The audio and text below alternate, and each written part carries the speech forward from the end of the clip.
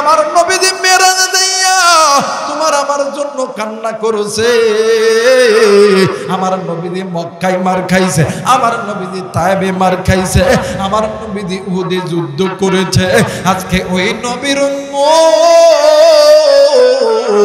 মুসলমান দাবি করিয়া আল্লাহ এবং নবীরে ধোঁকা দেয়। কিন্তু বাদান এই দুনিয়া থাকার জায়গা নয়, কেউ এই দুনিয়ায় চিরদিন থাকবো না। এই দুনিয়া ছেড়ে আপনারও যেতে হবে, এই দুনিয়া ছেড়ে আমারও যেতে হবে। আরে বন্ধু, এই দুনিয়া ছেড়ে যাওয়ার আগে মৃত্যুর কথা বেশি বেশি স্মরণ করো। এই মুহূর্তে তুমিও মারা যাইতে পারো, আমিও মারা যাইতে পারি। এই মুহূর্তে তুমি আমি মারা গেলে এই টংপাড়ার মসজিদের মাইকে এলান হয়ে যাবে, অমক যুবক আর নাই, অমক মুরব্বী আর নাই। এই মুহূর্তে তোমার আমার ওই মসজিদের মাইকের এলান শুনিয়া তোমার আমার একদল আত্মীয় স্বজন যাবে এই টংপাড়া বাজারে সাদা মার্কিন কাপড় কেনার জন্য। আবার আর একদল যাবে ওই মসজিদের পালকিখানা আনার জন্য। আবার আর একদল যাবে ওই বাগানে তোমার আমার জন্য ঘর বানানোর জন্য। আবার আর একদল যাবে গো তোমার আমার জন্য ওই বাঁশ কাটার জন্য। আবার আর একদল যাবে বড়ই পাতার উষ্ণ উষ্ণ গরম পানি করার জন্য। বড়ই পাতার উষ্ণ উষ্ণ গরম পানি করিয়া তোমারে আমারে সুন্দর করে গোসল করায়া দিয়া সাদা মানে সাদা মার্কিন কাপড়ের মধ্যে যখন প্যাকেট করায়া দিবে, তোমারে আমারে যখন ওই কাঠের পালকিতে যখন উঠাইবে, ওই ওই এলাকার উলামায়ে কেরামদের নেতৃত্বে তোমার আমার জানাজা যখন কমপ্লিট হইয়া যাবে,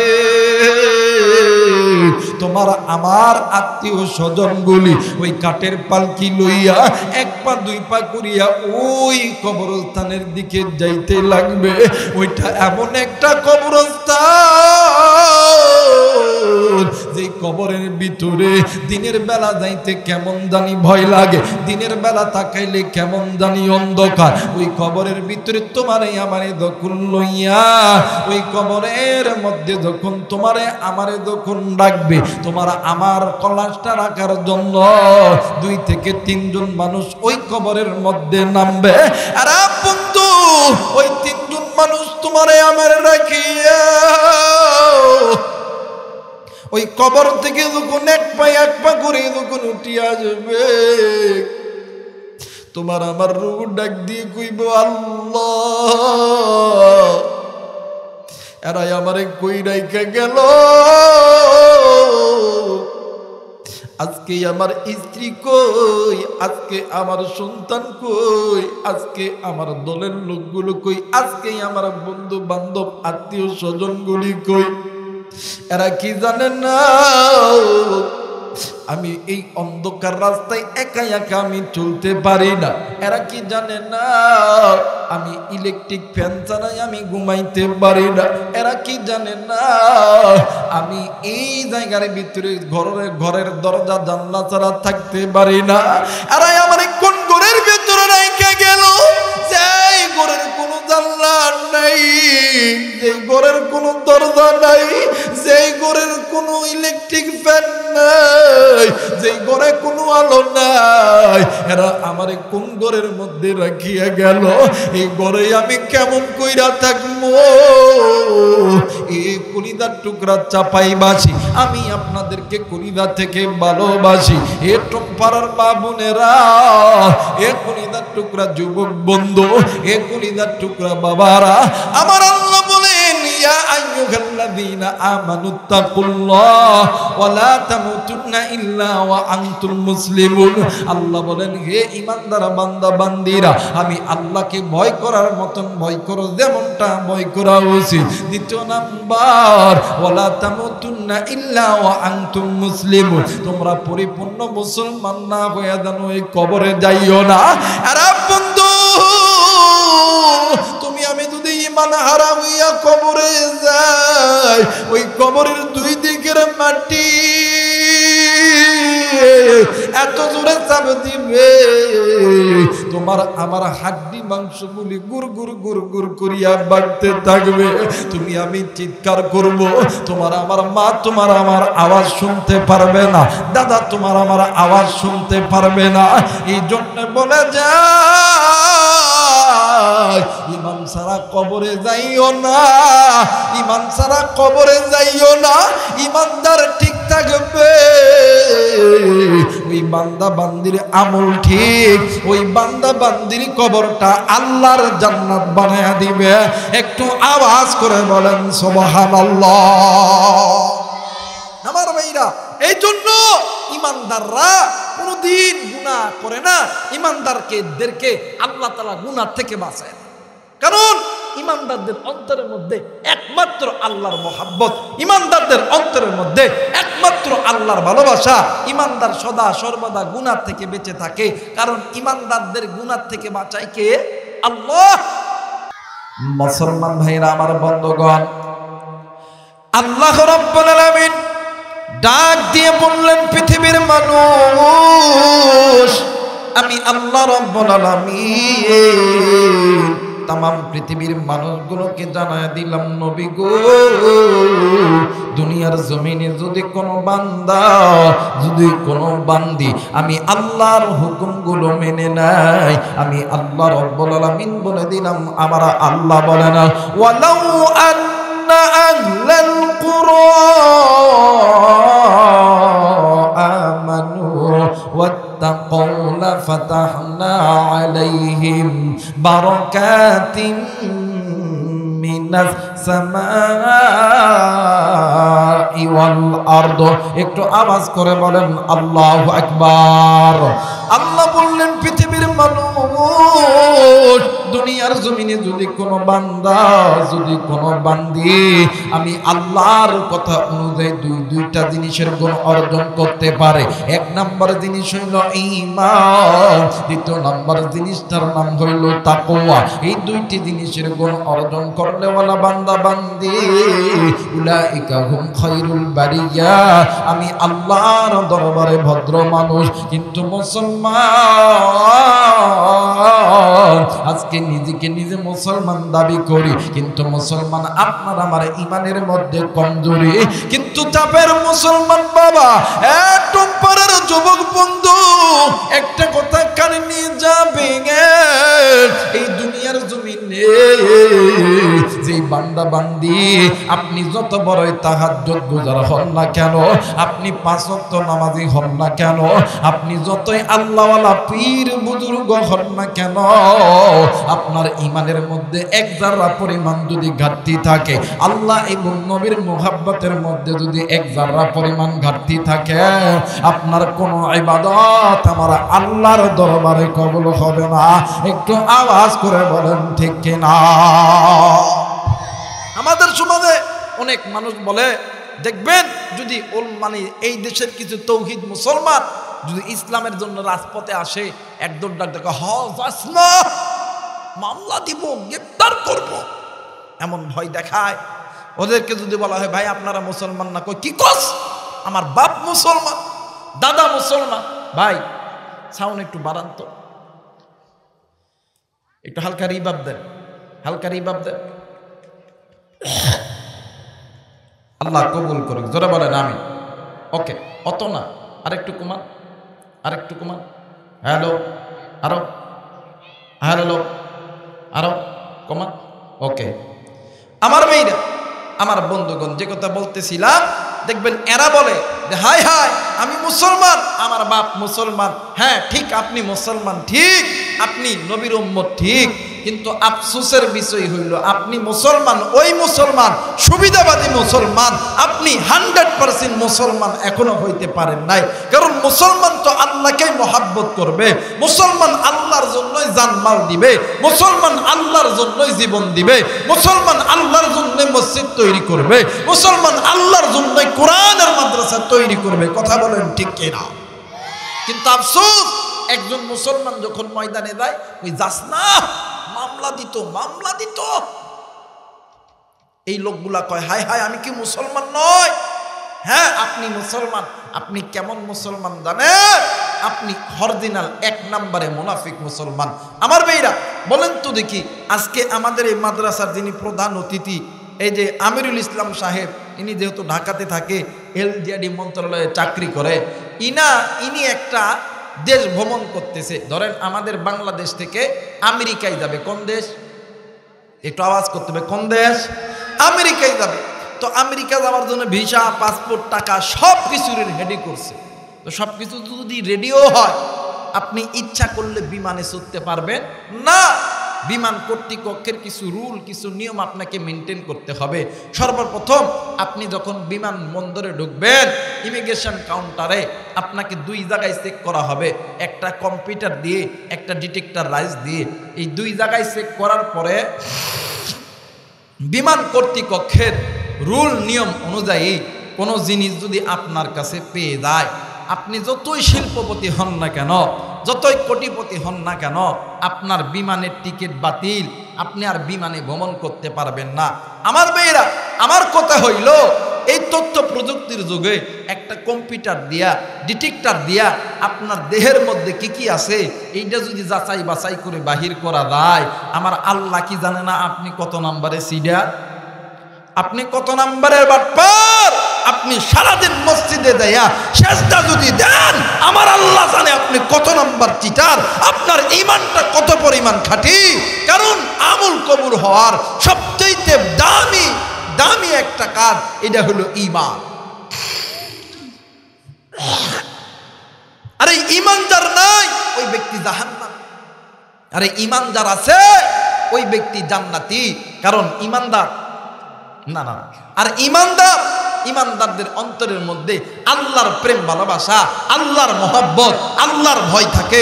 অন্য কোন ব্যক্তির ভয়, প্রেম, ভালোবাসা থাকে? মুসলমান ভাইরা আমার, বন্ধুগণ, আল্লাহর নবী যখন ঈমানের দাওয়াত লইয়া, আমার মায়ের নবী, দয়ার নবী রাহমাতুল লিল আলামিন, ঈমানের দাওয়াত লইয়া আল্লাহর নবী যখন মক্কার জমিনে প্রত্যেকের দ্বারে দ্বারে যখন গেল, ও বন্ধু, একটা যুবতী নারী আল্লাহর নবীর হাতে হাত রাইখা কালেমা পড়া মুসলমান হইয়া গেল। কিন্তু বন্ধু, আল্লাহর বান্দি যেই দিন থেকে কালেমা পড়া মুসলমান হইছে, আল্লাহর বান্দির সিনার ভিতরে আল্লাহর কোরআনের ইলম, আল্লাহর কোরআন সিনার ভিতরে রাখছে। কিন্তু বাবা,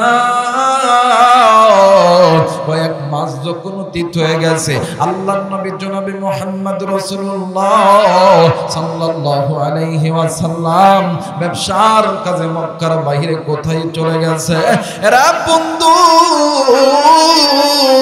আমার ভাইরা, আমার বাবাজিরা রে, আল্লাহর নবী ব্যবসা শেষ করিয়া আল্লাহর নবী আবার যখন মক্কার মধ্যে হাজির হয়ে গেছে, আল্লাহর নবীর কানে আওয়াজ এসেছে, আল্লাহর নবীর এই মহিলা সাহাবী, আল্লাহর বান্দি দুনিয়া থেকে চলে গেছে, আল্লাহর বান্দি মারা গেছে।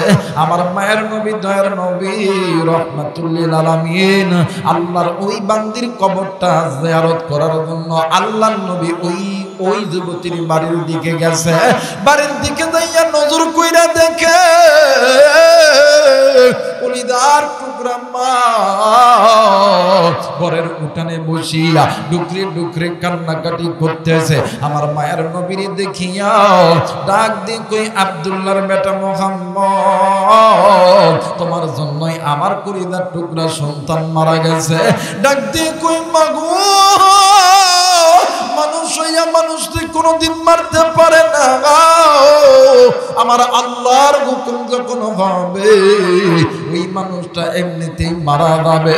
ও বাজার, এইবারে আল্লাহর বান্দা আল্লাহর বান্দিরে ডাক দিয়ে কই, মা, আপনি জলদি করে বলে দেন আপনার সন্তানের কবর কই, আমারে একটু বলে দেন। মা জননী ডাক দিয়ে কই, আব্দুল্লাহর বেটা মুহাম্মদ, তোমার কাছে আমার একটাই মাত্র আরজি হইল, আমি আমার সন্তানের কবর আমি দেখাবো, কিন্তু বাবা, আমি মা কি পারি গো সন্তানকে না দেখিয়া থাকতে পেরে। হুজুর, আপনার কাছে আমি মা একটা আবদার করি, আপনি আমার সন্তানের সঙ্গে আমার সাক্ষাৎ করে দিবে। এইবারে মা জননী ডাক দিয়ে কই, মা গো আপনি আমার সন্তানকে আমার সঙ্গে একটু সাক্ষাৎ করে দিবে। আল্লাহর নবী ডাক দিয়ে কই, মা আমি এইটা জানি না, আমি পারবো কি পারবো না জানি না, আগে আপনি খবরটা দেখা দেন। এইবার মা জননী আল্লাহর নবীর লইয়া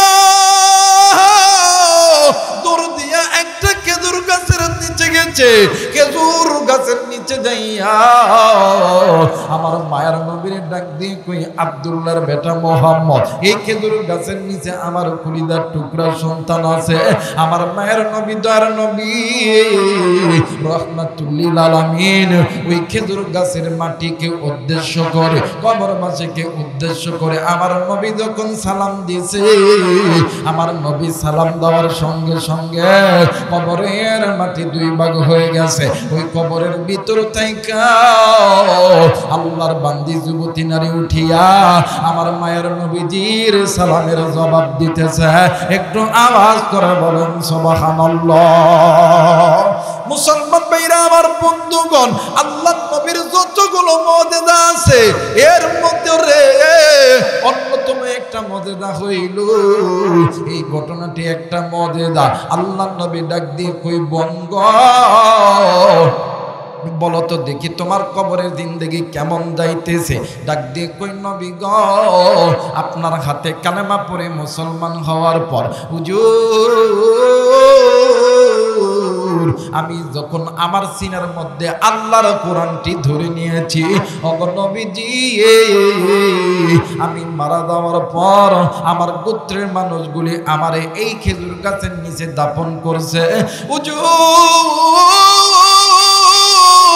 ইয়া রাসূলুল্লাহ ইয়া হাবিবাল্লাহ, আমার গোত্রের মানুষগুলি এই খেজুর গাছের নিচে দাফন করিয়া যাওয়ার পরে আমার কবরের মধ্যে দুইজন ফেরেশতা এসেছে। একজন ফেরেশতার নাম হইল মুনকার, আর একজনের নাম হইল নাকির। এই দুইজন ফেরেশতা আসিয়া আমারে দুইটা প্রশ্ন করছে, মান রব্বুকা, তোমার রবকে?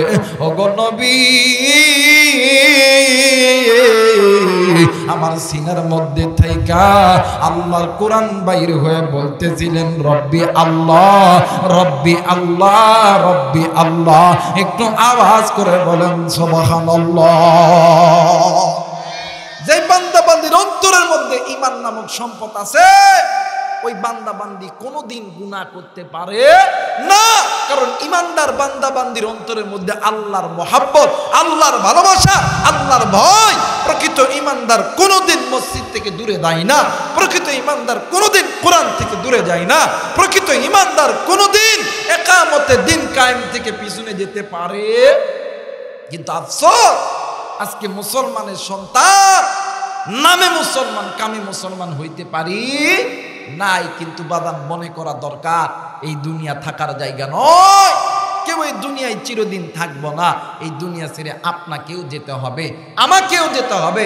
কিন্তু এই দুনিয়া ছেড়ে যাওয়ার আগে নিজের চিন্তা নিজে করো। কারণ আল্লাহ বলেন, কুল্লু নাফসিন যায়িকাতুল মাউত, মৃত্যুর স্বাদ একদিন না একদিন সকলকেই ভোগ করতে হবে। মৃত্যু থেকে কেউ পলায়ন করতে পারবেন? কারণ আপনার আমার মতন কত যুবক ছিল নাই, আপনার আমার মতন কত মুরব্বী ছিল নাই, এই পৃথিবীতে আপনার আমার কত আত্মীয় স্বজন ছিল নাই। আপনাকেও যেতে হবে, আমাকেও যেতে হবে। ওই কবরে যাওয়ার আগে ঈমান নামক সম্পদটা মজবুত করিয়া যান। যার ঈমান ভালো ওই ব্যক্তির কবর ভালো, যার ঈমান ভালো নয় তার কবরও ভালো নয়, হাসরও ভালো নয়, মিজানও ভালো নয়, ফুলচিরাতও ভালো। মুসলমান ভাইরা আমার বন্ধুগণ, এই দুনিয়া থাকার জায়গা নয়। কেউ এই দুনিয়ায় চিরদিন থাকবো না। এই দুনিয়া ছেড়ে যাওয়ার আগে, কবরে জিন্দেগি গঠন করার আগে নিজের চিন্তা নিজে করো। বাবা দিয়ে কোনো দিকে কোনো নজর নাই, খুব খেয়াল করে কথাগুলো শোনা চাই। এরে বন্ধু, এই দুনিয়াতে আপনার আমার মা ছিল না, এই দুনিয়াতে আপনার আমার বাবা ছিল না, এই দুনিয়ার জমিনে আপনার আমার দাদা ছিল না, এই দুনিয়ার জমিনে আপনার আমার দাদি ছিল না। এই দুনিয়া ছেড়ে আপনাকেও যেতে হবে, এই দুনিয়া ছেড়ে আমাকেও যেতে হবে। এরা বন্ধু, আমার এই এশিয়া মহাদেশের ভিতরে সবচেয়ে বড় ইলমুল মাদারিস হইল দারুল উলুম দেওবন্দ মাদ্রাসা। এই দারুল উলুম দেওবন্দ মাদ্রাসার আমাদের একজন মুরব্বী ছিলেন শাহ আনোয়ার শাহ কাশ্মীরি রহমাতুল্লাহ আলাইহি। ও বাজার, আল্লাহর বান্দা শাহ আনোয়ার শাহ কাশ্মীরি রহমাতুল্লাহ আলাইহি একদিন কোন এক এলাকায় সফর করতেছিলেন, হঠাৎ কইরা নজর কইরা দেখে একটা কবরস্থানের চারিপাশে মানুষগুলি হাউমাউ করে কাঁদতেছে। হুজুর ডাক দিয়ে কই, বাবা গো, আপনারা কেন কান্দেন? আপনাদের কান্নার কারণ কি বলেন না? ডাক দিয়ে কই, হুজুর, এই কবরের মধ্যে আমার মা আছে, এই কবরের মধ্যে আমার বাবা আছে, এই কবরের মধ্যে আমার দাদা আছে। এই কথা শুনিয়া হুজুর ডাক দিয়ে কই, বুঝলাম এই কবরের ভিতরেতে বাপ দাদার 14 পুরুষেরাই থাকে, কিন্তু তোমরা কাঁদতেছো, তোমার কান্নার কারণ কি? ডাক দিয়ে কই, হুজুর, এই কবরের ভিতরে কেমন জানি আওয়াজ বেশি আসতেছে, কেমন জানি আওয়াজ বেশি আসতেছে। আরে বন্ধু, শাহ আনোয়ার শাহ কাশ্মীরি রহমাতুল্লাহ আলাইহি ওই কবরের মাঝখানে দাঁড়ায়া দেখে ওই কবরটা কেমন জানি তত্তর কইরা কাঁপতেছে। ও বাদান, শাহ আনোয়ার শাহ কাশ্মীরি রহমাতুল্লাহ আলাইহি বাড়িতে চইলা গেছে। আল্লাহর বান্দা রাত্রি বেলা ঘুমাইছে, ঘুমের গভীরে স্বপ্নে দেখে ওই কবরটা কেমন জানি জাহান্নামের আগুনে জ্বলতেছে। কবর মাঝে চিৎকার করে করে কাঁদতেছে। একজন আর একজনের ডাক দিয়ে কই, বাঁচাও বাঁচাও। আর ফেরেশতারা ডাক দিয়ে কই, বাবারা তোমরা কেন বাঁচাও বাঁচাও বলতেছো? তোমরা না মুসলমান ছিলা, তোমরা না মুসলমান ছিলা, কিন্তু মুসলমান কি পারে ইমান ছাড়া এই কবরে আসতে? মুসলমান কি পারে ইমান ছাড়া মৃত্যুবরণ করতে? মুসলমান কোনোদিন পারে না। কারণ মুসলমানরা যদি কবরে শান্তি পেতে চায়, ওই মুসলমানরা ইমান ছাড়া যেন কবরে না আসে। ও বন্ধু, শাহ আনোয়ার শাহ কাশ্মীরি রহমাতুল্লাহ আলাইহি স্বপ্নের ভিতরে নজর কইরা দেখে কবরের মধ্যে এত আযাব, কবরবাসী কেমন জানি ঘাউমাউ করে কাঁদতেছে। এ চাপের যুবক বন্ধু, কলিজার টুকরা মা, কলিজার টুকরা বাদান, এই দুনিয়া ছেড়ে আপনাকেও যেতে হবে, আমাকেও যেতে হবে। এই দুনিয়ার জমিনে আপনার আমার মা ছিল না, আপনার আমার বাবা ছিল না, আপনার আমার দাদা ছিল না, আপনার আমার বন্ধু ছিল নাই। আমি জানি না এই ময়দানে কার জানি কলিজার টুকরা মা নাই, কার জানি কলিজার টুকরা বাবা নাই, কার মা জানি কবরে, কার বাবা জানি কবরে। তুমি কেমন মুসলমান? তোমার মা কবরে গেছে, তুমিও কবরে যাবা, কিন্তু কবরে যাওয়ার আগে তুমি কেন তোমার অন্তরের মধ্যে আল্লাহর প্রেম ভালোবাসা নাই? তোমার অন্তরের মধ্যে কেন জাহান্নামের ভয় নাই? আরে বন্ধু, আপনি আমি সেই নবীর উম্মত, ওই নবী আপনার আমার জানের জান, আপনার আমার পরাণের পরাণ জনাবে মুহাম্মদ রাসূলুল্লাহ সাল্লাল্লাহু আলাইহি ওয়াসাল্লাম একদিন রাত্রি বেলা মা আয়েশার ঘরে ঘুমাইতে গেছে। মা আয়েশা রাদিয়াল্লাহু তাআলা আল্লাহর নবীকে কাছে পাইয়া আল্লাহর নবীর জন্য নিজের উরাতটাকে বালিশ বানায় দিয়েছেন। আল্লাহর নবী মা আয়েশার উরাতের উপর শুইয়া আছে। মা আয়েশার হাতের 10টি আঙ্গুল, মা আয়েশার হাতের 10টি আঙ্গুল আল্লাহর নবীর খেদমতে লাগায় দিয়েছে। এক পর্যায়ে আল্লাহর নবী ডাক দিয়ে কই, আয়েশা রে, আমি নবী তোমার কাছে একটা জিনিস চাইবা দিবানি। ডাক দিয়ে কই, হুজুর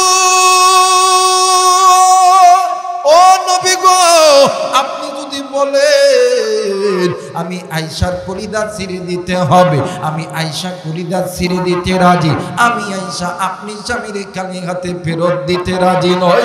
আরে বন্ধু, আল্লাহ নবী ডাক দিয়ে কই আয়েশা রে, তুমি যদি অনুমতি দাও তাইলে আজকে রাত্রিবেলা আমি আল্লাহর ইবাদতের মধ্যে কাটা দিই। আয়েশা ডাক দিয়ে কই হুজুর, নবী গো, আপনি কি একাই আমার নবীরে ভালোবাসেন? আমি কি নবীরে ভালোবাসি না? আমি কি আল্লাহরে ভালোবাসি না? ও গো হুজুর, আপনি কি একাই নামাজ পড়বেন? আপনি কি একাই জাহান্নামের আগুন থেকে বাঁচবেন? আমারে কি জাহান্নামের আগুন থেকে বাঁচাইবেন না? আসেন আসেন আসেন, আমরা স্বামী আর স্ত্রী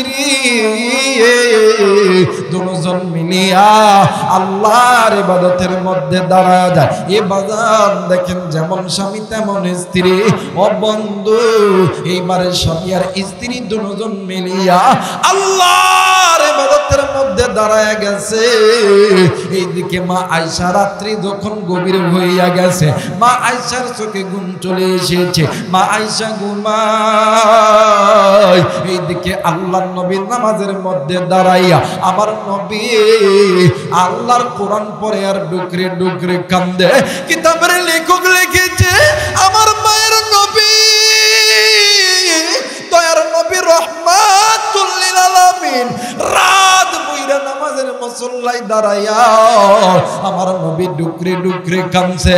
এরে কলিজার টুকরা বন্ধু, আগের যুগে মদিনার বুকে তাহাজ্জুদের নামাজের আযান হইতো, নবীর মুয়াজ্জিন হযরত বেলাল আযান দিয়ে মসজিদে আসতো, এরপরে আবার আমার নবীর লইতো, আমার নবী আবার মসজিদে যাইতো। ওই দিন হযরত বেলাল রাদিয়াল্লাহু তাআলা আযান দিয়া আল্লাহর নবীর কামরায় আইসা দেখে আল্লাহর নবী নামাজের মুসল্লার মধ্যে বসিয়া আছে, কিন্তু বেলাল নজর কইরা দেখে আমার মায়ের নবী কেমন জানি এতিমের মতন ডুকরে ডুকরে কাঁদতেছে। বেলাল রাদিয়াল্লাহু তাআলা আনহু ডাক দিয়ে কই, নবী গো, আপনি কেন কাঁদেন গো নবী, বলেন না। আল্লাহর নবী ডাক দিয়ে কই, বেলাল, আমি নবী আমার জন্য কান্দি না, আমি নবী কান্দি জাহান্নামের বয়ে। হযরত বেলাল ডাক দিয়ে কই, নবী গো, আপনি তো নিজেই বলছেন আল্লাহ আপনার সামনের গুনাহ মাফ করছে, আল্লাহ আপনার পিছনের গুনাহ মাফ করছে, এরপরও আপনি কেন জাহান্নামের বয়ে কান্দেন গো নবীজি? আল্লাহর নবী ডাক দিয়ে কই, বেলাল,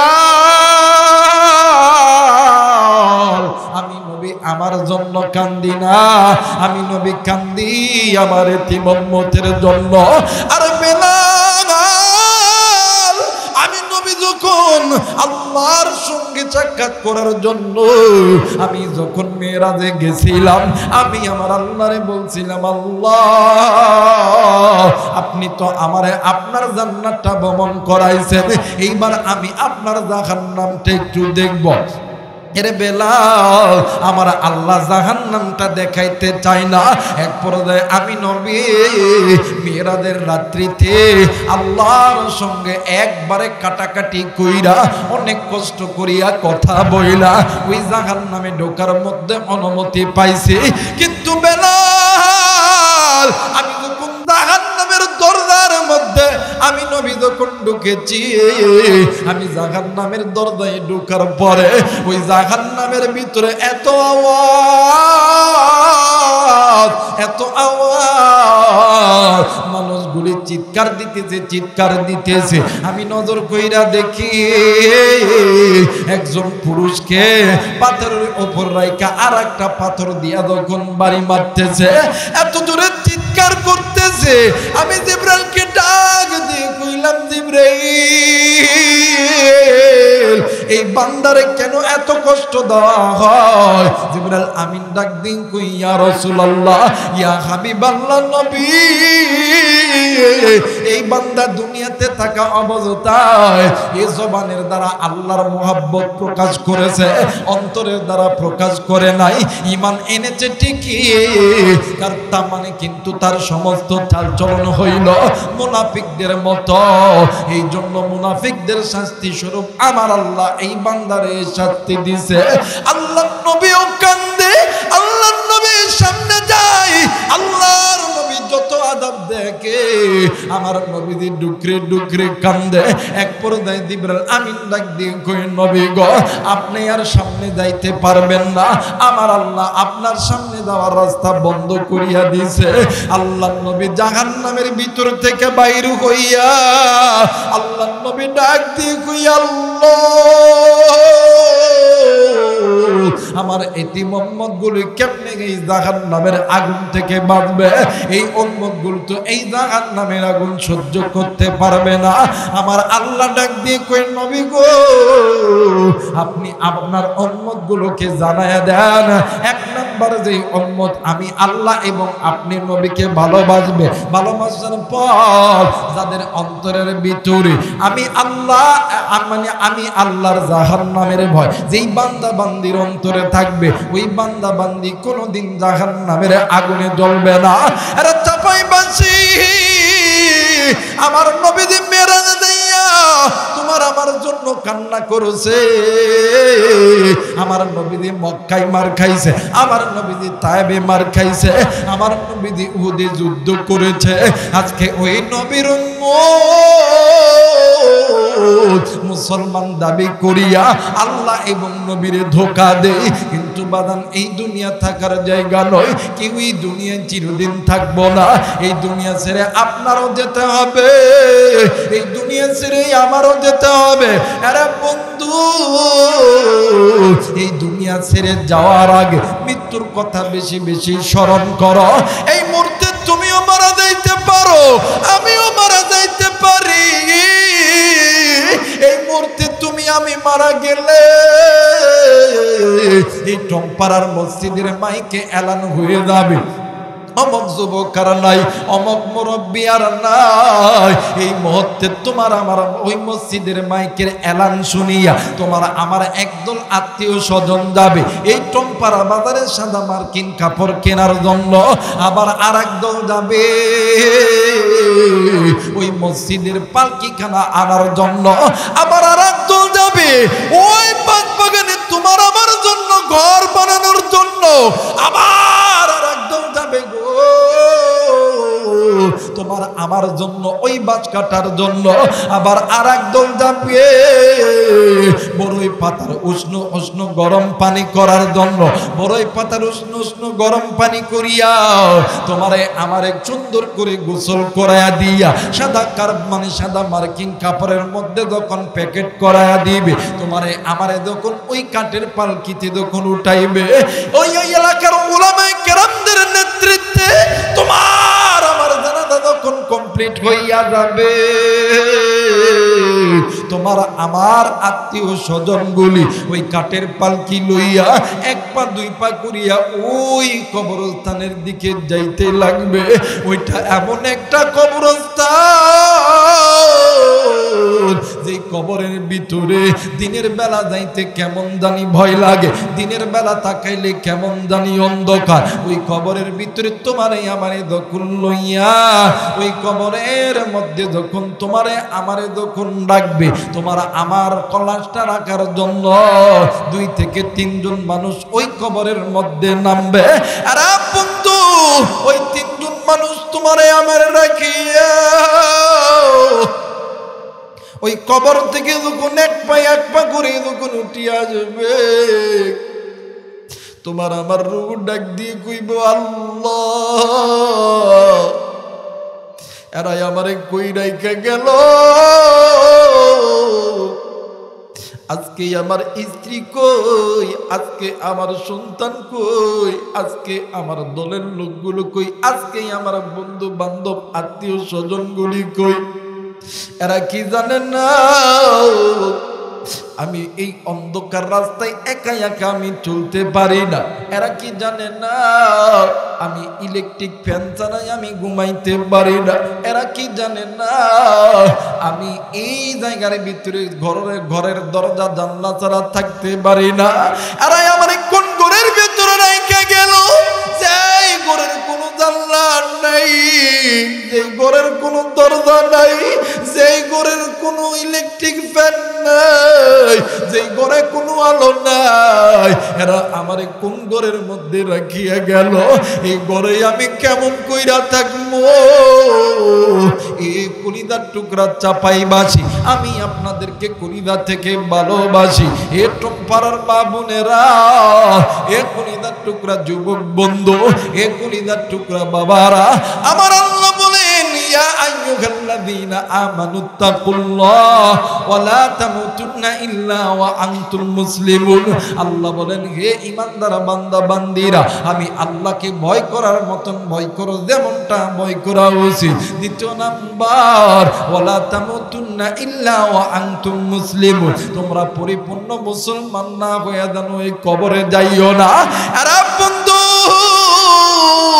তুমি আমি যদি ঈমান হারা হইয়া কবরে যাই, ওই কবরের দুই দিকের মাটি এত জোরে চাপ দিবে তোমার আমার হাড্ডি মাংসগুলি গুড় গুড় গুড় গুড় করিয়া বাড়তে থাকবে। তুমি আমি চিৎকার করব, তোমার আমার মা তোমার আমার আওয়াজ শুনতে পারবে না, দাদা তোমার আমার আওয়াজ শুনতে পারবে না।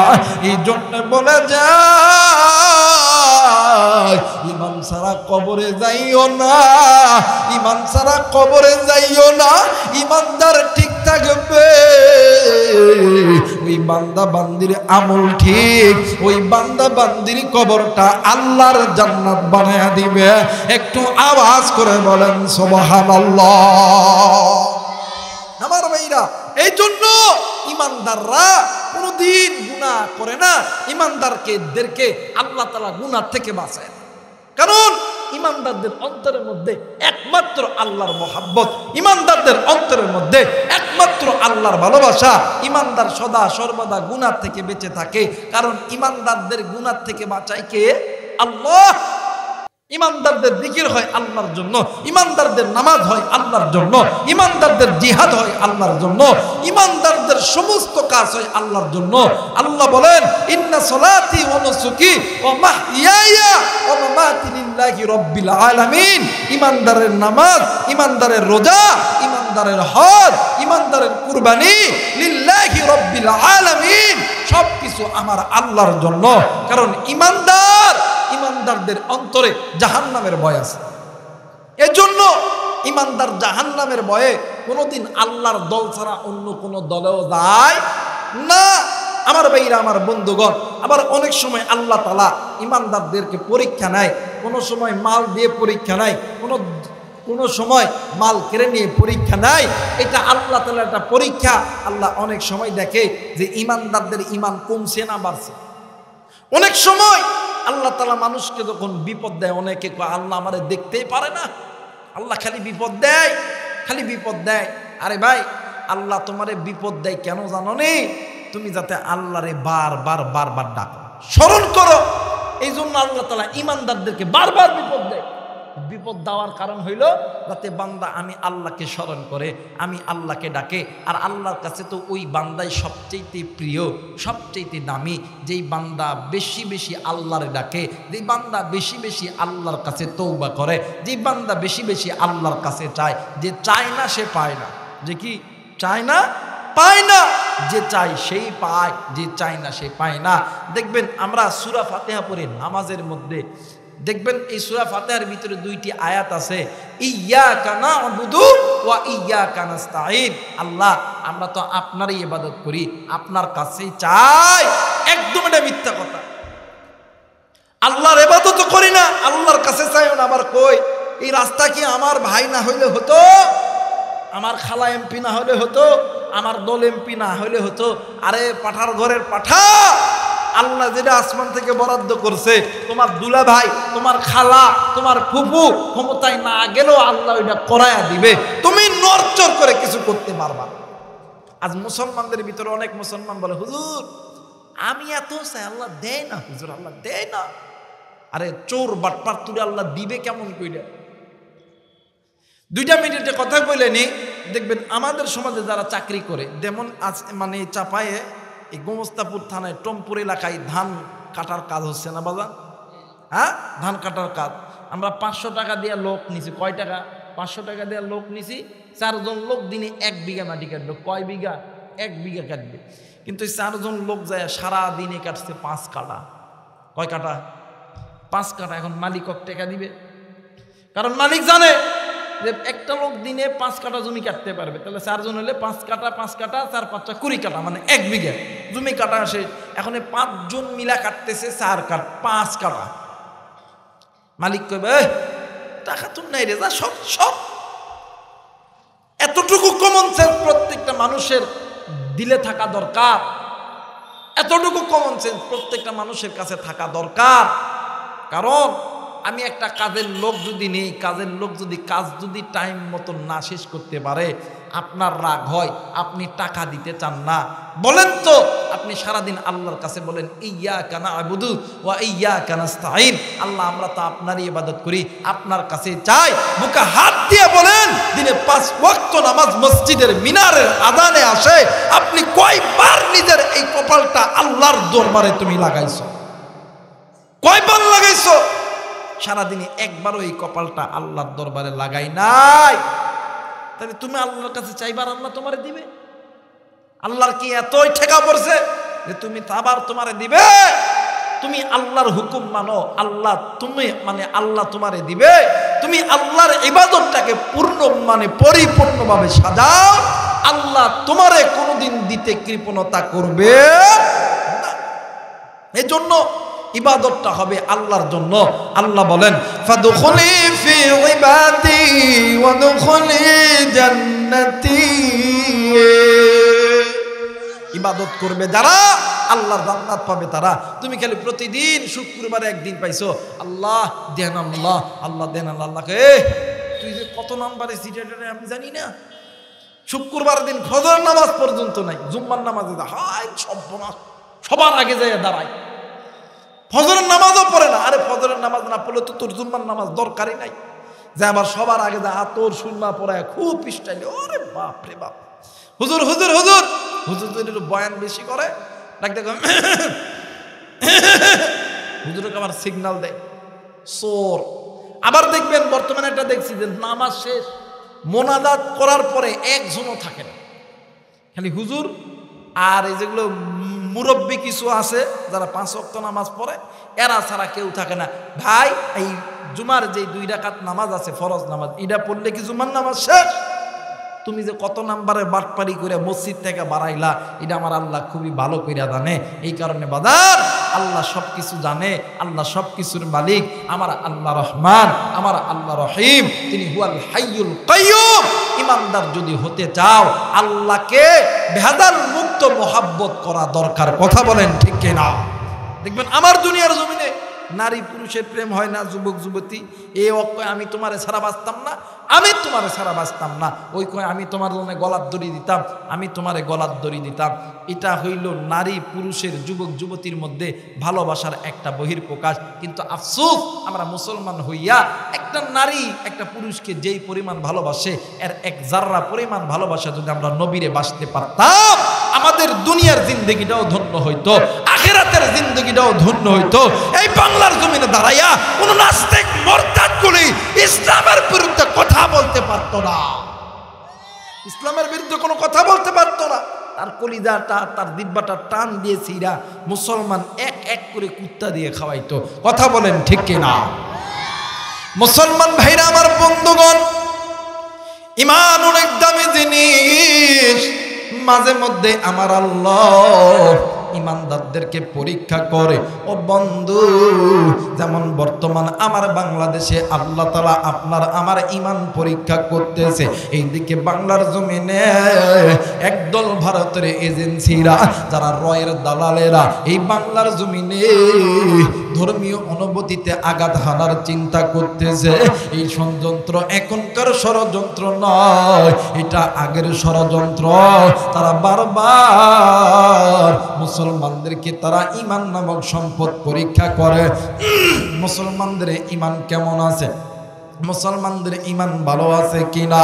আরে বন্ধু, আল্লাহর নবী দুনিয়া থেকে চলে গেছে, কিন্তু সাহাবায়ে কেরামদের জামানার ভিতরে আল্লাহর নবীর একজন সাহাবী ছিলেন, নাম হইতেছে ওমর ইবনুল আস রাদিয়াল্লাহু তাআলা আনহু।